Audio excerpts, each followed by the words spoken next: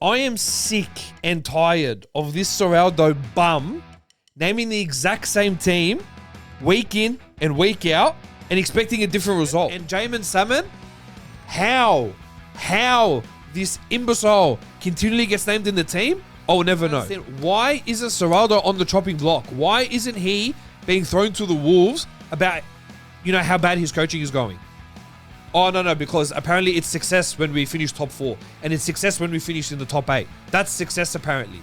And if you ask me, this Bulldogs rebuild may be the worst in its history.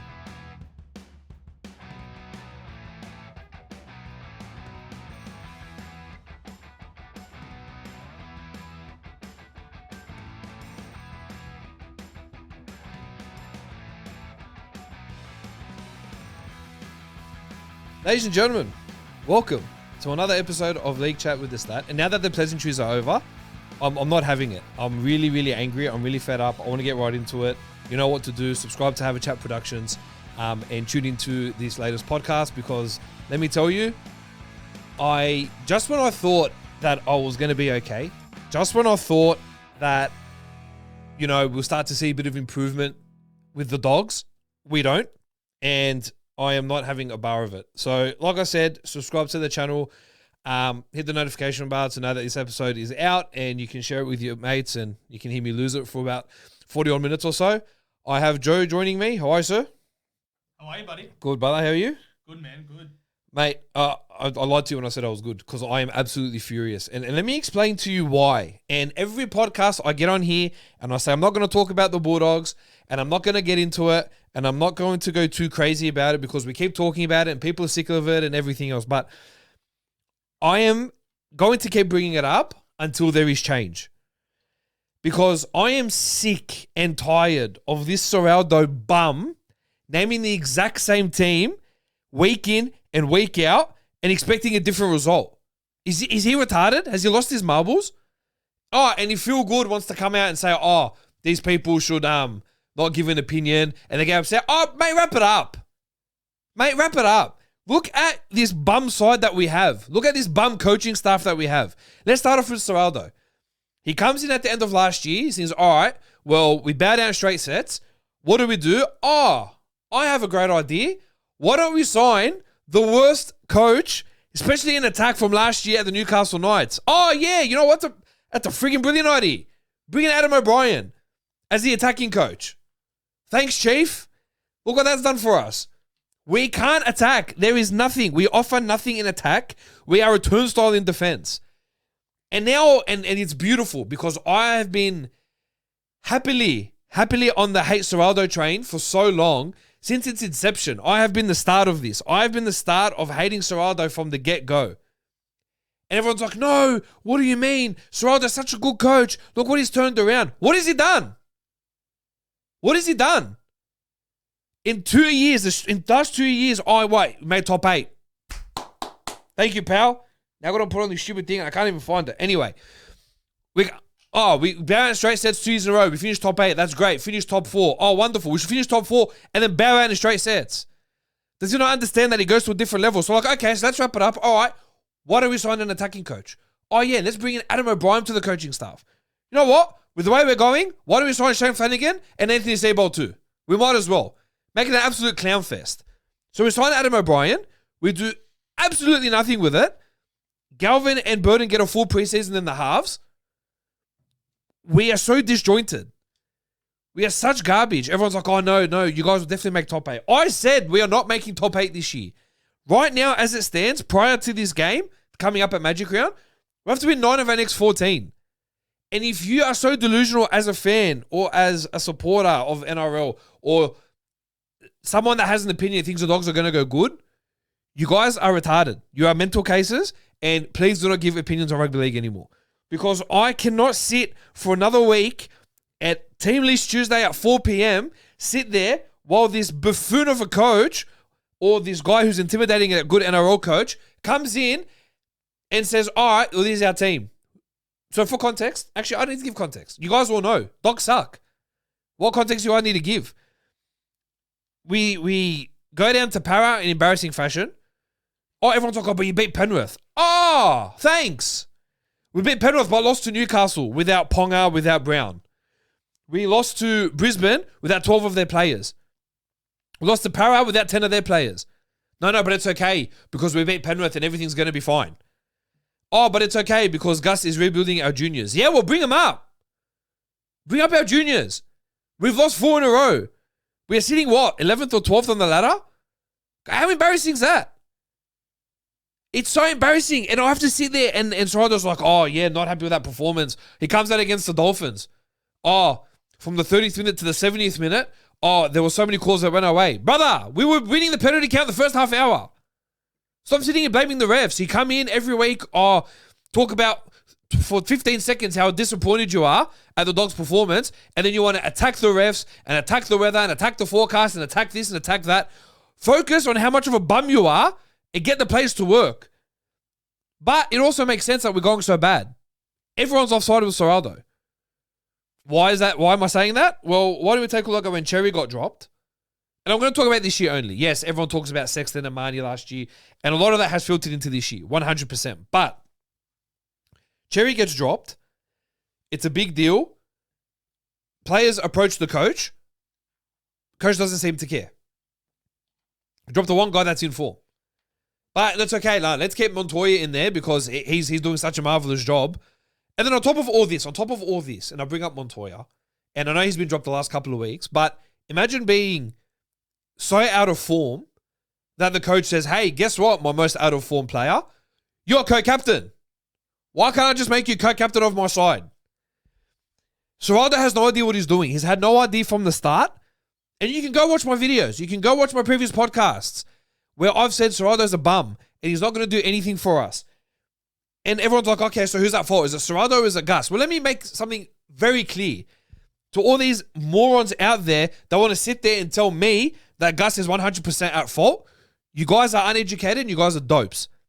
The only thing that Gus is at fault for are the following things. One, signing Barrett and calling him a 10 to 15 year career coach when he got sacked from us after a year and a half, and now he went back to an assistant as Brisbane and won the comp as an assistant, which is where he should have stayed and where he should be, and should not be given another shot in the NRL. Sacks him. Then, instead of trying to find the experienced coach like Shane Flanagan, and yes, I'm going to talk about Shane Flanagan because at the time, he was the most in-demand coach and the most informed coach who had won a comp, who knows what it takes to win a comp outside of Maguire, has said, you know what, no. I don't want Shane Flanagan. I don't want a bar of him. I'll bring in another bum from the Penrith system who hasn't been assistant coach at NRL level, who, coached 20s, they won a comp in 20s.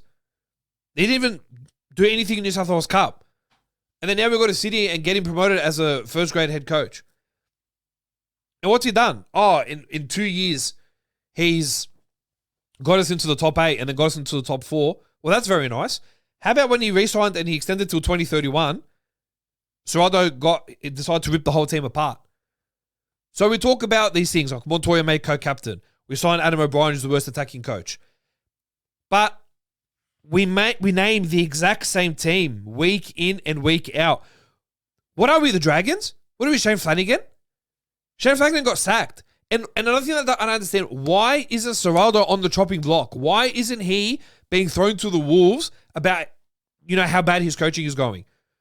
Oh, no, because apparently it's success when we finish top 4. And it's success when we finish in the top 8. That's success, apparently. These media are all bums too. The real topic should be about how the fact that Serrato should be on the chopping block, Gus should come into question for another bad pick in the coach, and then the board should be under fire for continuing to back this. Yeah, Joe, can I say something about that? I saw a photo just today of, it was Arthur Laundy and Aaron Warburton, the CEO, and Serrato just having a cheeky little chuckle, having a laugh.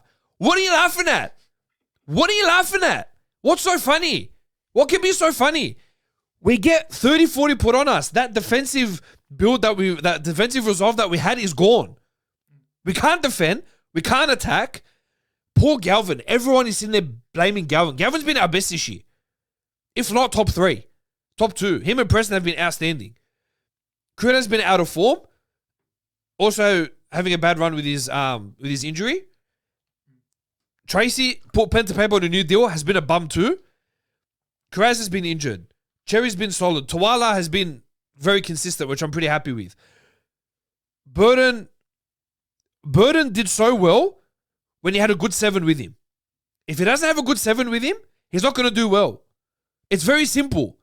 And how is it that every one of the fans see it except the coaching staff? Max King, underwhelming. Bailey Hayward, I feel sorry for the bloke, but he's not a hooker. Imagine dumping a hooker for someone who's not even a hooker and getting him to play 9, and then he makes 2 runs in 2 or 3 weeks? What are we doing? Then you've got Sam Hughes. Loves a good drop ball, 3 or 4 times a game. Absolutely loves it. Kick-out was whatever up until he got injured. Preston's been one of our best, like I said. And Jamin Salmon, how this imbecile continually gets named in the team, I will never know. So, I've done all my complaining. Okay? You got Tupanua that's come in and he's been one of probably our best forward. Harry Hayes comes in, does a bit of a job for us. Leo Thompson, so underwhelming. Everyone's like, oh, give him time. How do you give him time? You play prop. Give what time? You take the ball up and you run. Hey, give him time. Hey, give him time. What does that mean? Very underwhelming. And then, you got these fringe kids that are coming in, like AJ Jones. All right, potential's there, but the crux of the issue is this. I defended Tracy for a very long time, but the game has changed. We need a ball-playing fullback. Missing out on Bulla sucks. Not going hard enough for Drinkwater also sucks too.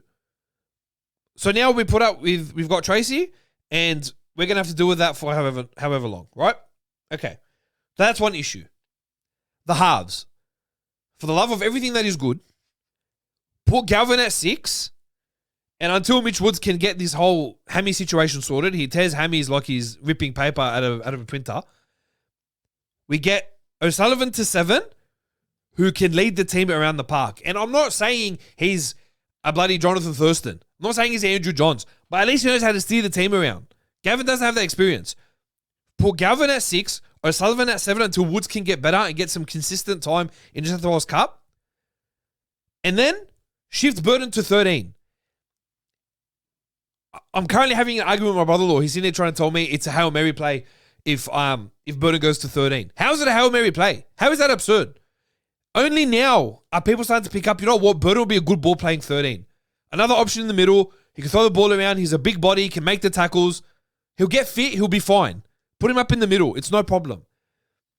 Get Salmon out of my team. Get him out of my team. Don't even waste my time. Bailey Hayward's not a 9. Put him back off the bench. And go on the market and nab a good hooker. We got Gordon Chen Kum Tong, who is playing for the Dogs Rezzies. We have nothing to lose by bringing him up. Nothing to lose. But the problem here is that Serraldo doesn't know what he's doing. And they keep defending him like his life depends on it. They keep defending him like he's the greatest coach on earth. I'm sick of it. Credit to the Dragons. The CEO and the coach and Ben Cray, the COO, they're all coming out and they're doing like a members-only questionnaire where the fans are going to come and absolutely destroy them. The Dogs need that. But the problem is if the Dogs go do something like that, there will be no joint left because it'll be in the rubble. But what needs to happen is we can't keep picking the exact same team and expecting a damn different result. We need change. And if you ask me, this Bulldogs rebuild may be the worst in its history. It can't get worse than this. We're signing players that we don't need. We're going after players that we shouldn't be going after. Now there's talk that Metcalf wants to come to Dogs. We don't need another half. We've got Mitch Woods coming through the grades. We've got Alex Conti who's carving up New South Wales Cup in place of Mitch Woods. Give these kids a run. Shift Burden to 13. O'Sullivan at 7 for now. That's it. Keep Sewer and Karaz on the wing. Don't bring Montoya back. Tell him, mate, thank you, good riddance, and move on to the next stage in your career. I don't understand how Serraldo has no logic. I don't understand why Gus is doing nothing about this. And I just want to say this. I also don't like the fact that Gus is being avoided in all 100% footy and no one's going to bring up the Dogs. I think that's absolutely garbage. Every show, agenda setters, 360, 100% footy should be ripping into the Dogs. Any other club, it's game over. Tigers get ripped 24/7. Dragons mostly this year get ripped 24/7. Melbourne even have been brought up a couple of times. But why are Dogs so protected? Bring them up. They're garbage. And Dogs need to come to the fact and realize that Serraldo is not the answer. Who the answer is, I don't know. And if someone tries to throw in the comments, oh yeah, why don't you guys sack Serraldo and bring in Adam O'Brien? Please. I don't even find that as like a funny thing to talk about. But yeah, the Dogs suck. As a massive Dogs fan, yes, I'm wearing a Gold Coast Chargers hat, sue me. But as a massive Dogs fan, this is a result-driven business. And I'm sick and tired of these garbage coaches coming in and making these ridiculous team lists every single week, getting 30, 40 put on us and saying, oh, I can find the silver lining and we played well. We played well from the 16th minute to the 16th and 32nd minute. Get out of my face. Stop blaming the refs. Blame your players. And it's clear that what worked for us no longer works. So look at the speed of the game, look at how things are run, and come up with something better. Because what we're dishing out now, not good enough. And please, that'll be all I say on the Dogs. I could spend another 3 hours on this, but I'm not going to. What I want to move on to is something a bit more positive. I like to think positive. State of Origin. We're on the verge of announcing State of Origin teams. And can I say, Joe, bro, I don't know about you, man, but the last couple of years, the Origin build-up sucks. You hear nothing, right? Yeah, big time. You hear nothing. Big time. It's so quiet all the time. We hear nothing about the hype of State of Origin. I forgot it was coming up. Yeah. Because, bro, everyone's like, look, you talk to people. I talk to people at work. I talk to people, oh, yeah, by the way, yeah, the naming teams are Origin. By the way. And I want to call it the biggest spectacle of the game. Anyway, I'm going too far out of why I'm here to talk about State of Origin. So let me get right to it. Also, I will say this. It's very clear that Laurie Daly didn't work as a coach at State of Origin. And it's very clear that ain't going to work this year.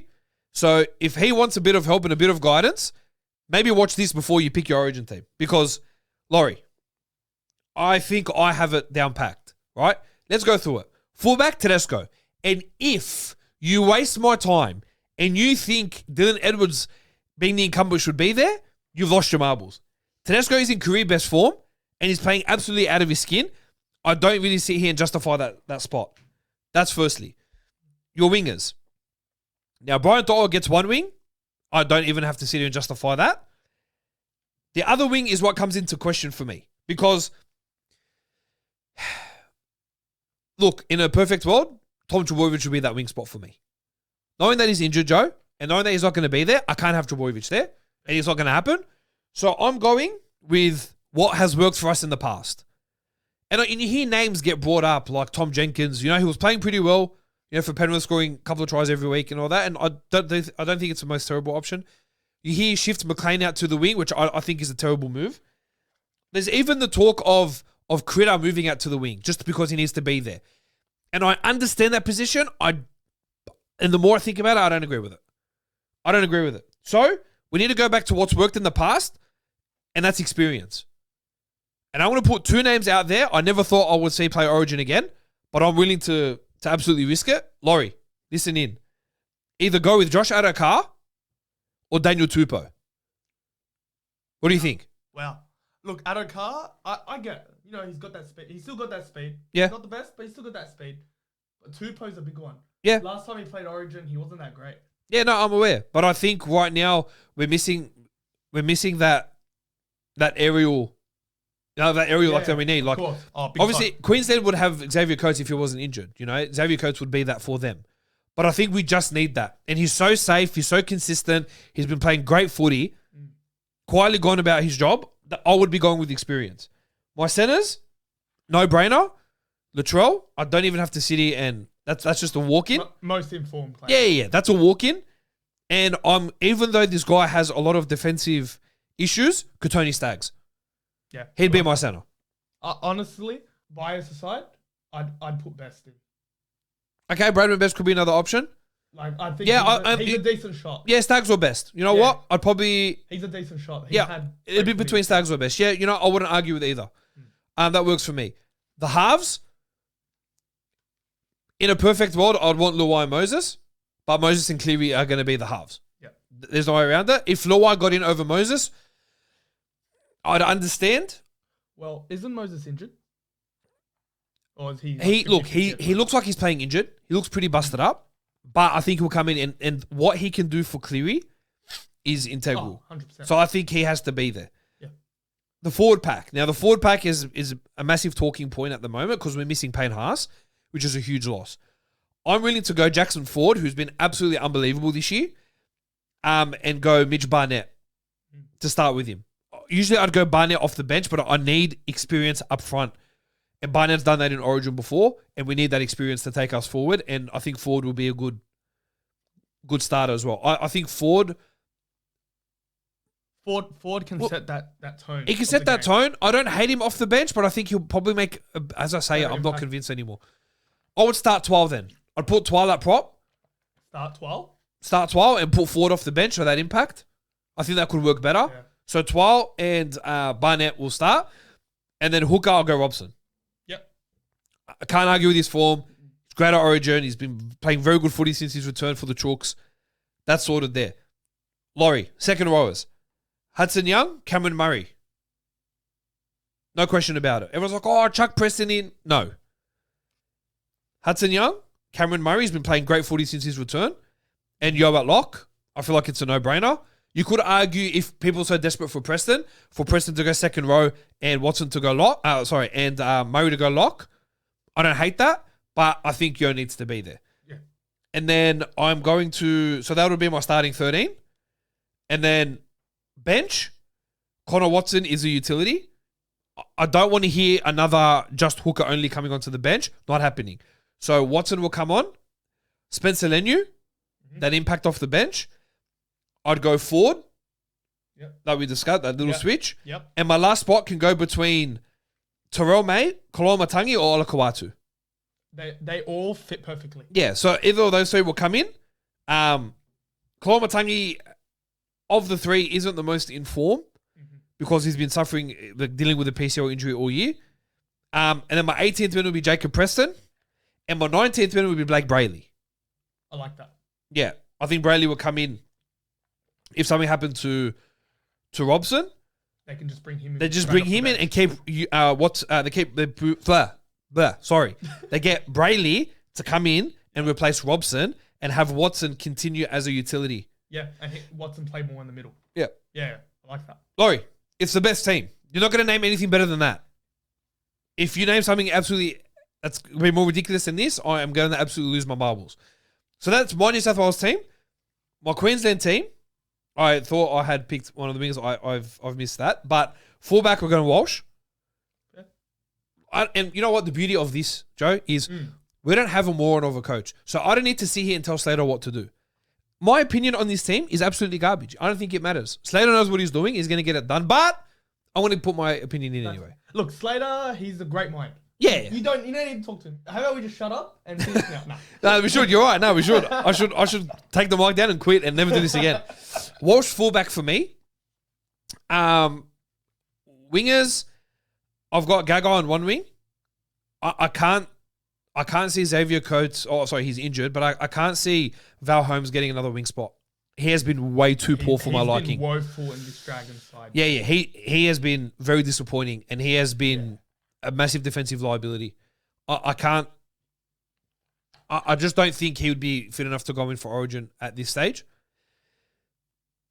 You know what? I'd probably put I'm going to call it off the cuff. I don't even have it written down. It's ridiculous. Put Phil Sammy in the wing. Wow. Chuck him in there. Why not? That's crazy. It's a crazy take, but you know what? Put him in there. But over Holmes, that's a fair shout. Yeah. I'd put anyone over Holmes right now. I'd bring back Edric and Branko Lee and put over Holmes. So there's that. The centers, Toya and Shibasaki. Can't argue with that. Halves, this is a big question. Because Joe, Dearden's out. Yeah. And it poses a big question of what happens, right? So Munster's obviously getting the 6 jumper. And if any retard wants to come and tell me that Munster can't be playing 6, get out of my face. Again, please do not speak to me about rugby league. But the 7 is crucial. Yeah. I think they've moved on from DCE. As much as I'd love him to be there. But Sam Walker will go. I think they should move on from him. Yeah. Like, yes, DCE is the safe option. Bring him in. He will do the job.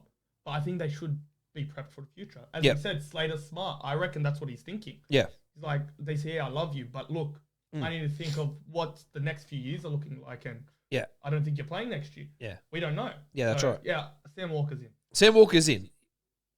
Speaking to a couple of boys on one of our chats, they've made it pretty clear and they've made it well known that Walker will play eyes up footy and it will suit him in Origin. So I don't hate that take, and that's probably solidified it for me as him being the 7 for Queensland. The forwards, like Tino will play prop. Grant will come in. Fodawaker should be nowhere near a Queensland jersey. He has not been in form, such as his demotion to the bench by Hane. I can't see him. I can't see him playing himself back into a Queensland jersey at the moment. But I'm stuck on another forward, so I'm still thinking about who that forward spot's going to be, and I'll come back on that one. But I want Fini Furiaki playing second row. Oh, I love him. He's had an unbelievable year. He's great for my super coach as well. But Yeah. Well, we don't. Let's not talk about Supercoach, because if that's the case, everyone's great for Supercoach. But we need Fini Furiaki in there. He's been playing great footy. He runs the ball hard. He takes it up, and he gets all the big work. He plays at 80 minutes. He'll be phenomenal for Queensland. Ruben Cotter coming at second row. Always seems to do a job for Queensland now. I don't mind him still playing second row. And I'm going to get Carrigan starting 13. I don't want Liero starting 13 in the 13 jump off for Queensland. Carrigan should start at 13 for me. I agree. My bench, and this is going to be very interesting. Ponga is going to be my 14. You can't leave him out. I know he's been not playing for the last few weeks, but he's in form now. It's Kalen Ponga. And look, he's in form, bro. And he's not injured, so he's got to be there, right? Lindsay Collins will come off the bench. Trent Liero, I don't mind him coming off the bench as well. Kurt Mann gets that 17 jumper. And then this is where it gets a little bit controversial for me, because I have Ben Hunt as 18th man. Okay. Now, I can't... Look, I know I'm kind of putting two utilities in there, like you've got Ponga and Kurt Mann, or Ponga and Ben Hunt, but I feel like they just need a bit more grunt up front, which is why Mann comes into the 17. Hunt gets jersey 18. He's coming back from an injury as well, PCL, I believe it is, or MCL. And then the wing spot that I had vacant, that I had in my jersey 19, I've got Cobbo. Yeah. Cobbo hasn't been up to form, but... he's doing a job. He's in regular first grade. No one is... He's not being pinned for anything poor that he's doing at the Dolphins. Fair shout, yeah. Like every other player, he makes a couple of mistakes, but nothing to the extent of go play Queensland Cup. Your form's not good enough. No, definitely not. Like Jack Bostock's come back into that Dolphin side, and Cobbo still, and he's meant to be a winger, but now the Dolphins saying, no, we want you at centre now. Yeah, right. So that's how I see Origin going. That's how I see the two teams being named. Again, discuss with me, drop your opinions. But again, anything poor, I'm just going to laugh at you. But that's another thing. Last topic I want to talk about, Magic Round. Joe, you're yet to be to Magic Round, right? You've yet to go to Magic Round? Or have you been to Magic Round? I have not been to Magic Round. All right. So as someone that's been to Magic Round, it is an excellent spectacle. I absolutely love it. The most famous thing about it for me is the Caxton Street Walk, where you walk with the thousands. You see the pubs full on each side. The thousands are together, and they're walking together to the stadium over at Suncorp. It is a magical experience. The whole thing is perfect. Now, the reason I bring up Magic Round is that there's so much talk of it going overseas or to a different state. Okay. And the Queensland Premier doesn't want it to leave Queensland. And I don't think it should leave Queensland. If I want to be completely honest with you, I don't think it should leave Queensland. I agree, to be honest. Yeah, I think it needs to stay in Queensland. Look, I would love a spontaneous New Zealand, that's as far as I take it. Yeah. You take out a game like that to New Zealand, bro. Like a spectacle like Magic Round to New Zealand, mate, it would be incredible. It's on my list. I know we've discussed this. It's on my list to go to New Zealand at some point in the next year and a half to go to a Warriors game. But the experience would be like anything else. But that's the only place I'm open for it to go. But it has to stay in Queensland. It's weird. Queensland just has that magic to it. Like, yeah, pun not intended. Like, the way they built it up in Queensland, you said it. They got the Caxton Street Walk. They've got other things going on around Suncorp. It just works. Yeah. I don't know if it will work somewhere else. Yeah, and that's the thing. Because of how big Suncorp is and the big space that it has to do things outside the venue, mate, it's just so fun. Yeah, right. It's just so fun. Yeah, mate, it's incredible. I would hate for it to leave Queensland. I think it's perfect at Suncorp. And, mate, 8 games of footy in the one stadium, does it get much better than that? Bro, I've done 3 and I loved life. That's 8 right. would be phenomenal. Yeah, you did Vegas. That's right. Vegas, bro. Yeah, so, you know, the way Magic Round is at the moment, it's a wonderful spectacle. And it should stay in Queensland. I'm all about if it ain't broke, don't fix it. Like, Sad. you know, it doesn't need to be tweaked, doesn't need to change. Like, I love that they're adding more to pre-game entertainment and getting new players to come in and do different things. And I love that. I think it's good. It brings more fan engagement. It adds to the experience. Yeah, 100%. I keep seeing it on the calendar every year. And I'm like, yeah, Magic Round, whatever. But then Magic Round comes and I'm like, man, I love Magic Round. I love the hype that it has. I just can't see the NRL walking away, taking Magic Round, walking away with it to go to another country or another state. I guarantee you, Joe, the success that it's had in Queensland, I can't see it being replicated in Sydney at Homebush, for example. I agree. I can't. As we've said, Brisbane just has that perfect feel to it where it's got the outdoor area at Suncorp. It's got all the other locations nearby that they can do pre-game entertainment stuff. Yeah. Early in the week entertainment stuff. It's just hard to do it somewhere else. And Suncorp's a perfectly sized stadium. Yep. A core is way too big for that, especially for a full weekend of. Yeah, you know what? Look, I would love just out of curiosity to see how it goes in Sydney. Yeah, because I'd like to see what numbers we do. Yeah, that's like what I was going to say. Weekend, what the average is, I would love to see that, but I feel like a Saturday afternoon will get dead here in Sydney.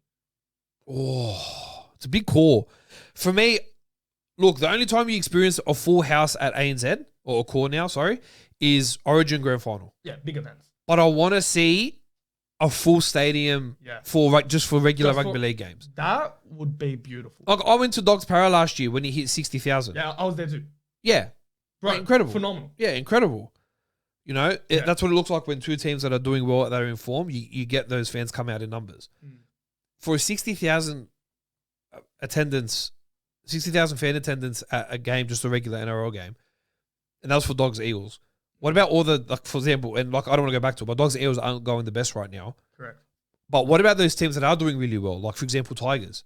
I know they've got these injuries right now, but compared to previous years, they've been unbelievable this year. Tigers have been fun to watch, man. Yeah, they've been great to watch. So fun. But imagine, like, getting all the Tigers fans out there, you know, who are doing well. You get a lot of people from Wars go out. Penrith, Brisbane, mate, it'll do well. But if it ain't broke, doesn't need to be fixed. Keep it at Suncorp. It's just the perfect stadium to me to get such a massive for that event. Massive numbers for that event. And Queensland's easy as well because it works as a holiday destination. Yeah. Yes, it's not summer, so you can't like go out to the beach and stuff. But it's so beautiful in winter. Yeah, bro. There's so much to do in Queensland that you make a good 2-week trip out of it. Yeah, you can absolutely. So that's why I feel like it just works. Yeah, bro, 100% it works. And I think that if by keeping it in Brisbane, like keeping it the way it is just so important because there hasn't been a weekend where it hasn't been successful. There hasn't been a year of Magic Round where they're like, oh, that was a bum. Yeah. Oh, now we've got to take it away. Oh, we need to reconsider our options. I agree. Like, I'm all about growing the game, but I just keep Magic Round at Brisbane. Like, it's, like you said, mate, the magic, I'm telling you, is there. Yeah. It's just unbelievable, mate. I need to go away. Mate, like, I'll tell a story. We were heading back from one of the nights and the Dogs got absolutely pummeled, right? So we're heading back and the camaraderie is unbelievable. You're singing songs with like we were singing Horses on the Street with randoms, you know, as we were walking up the Caxton. We got on the train, everyone's chanting, looking at me saying, last place, last, I'm going to come in last. But it's mad banter. It's beautiful. Good fun. And everyone gets together. Yeah. Like we saw when we went a few years back, there was like a punch on and like little indiscretions like that happened there. But But who cares? It's fun. It's a good laugh. But I don't want to see Magic Round leave Brisbane, and the NRL need to do everything in their power with the Queensland government to keep it in Brisbane.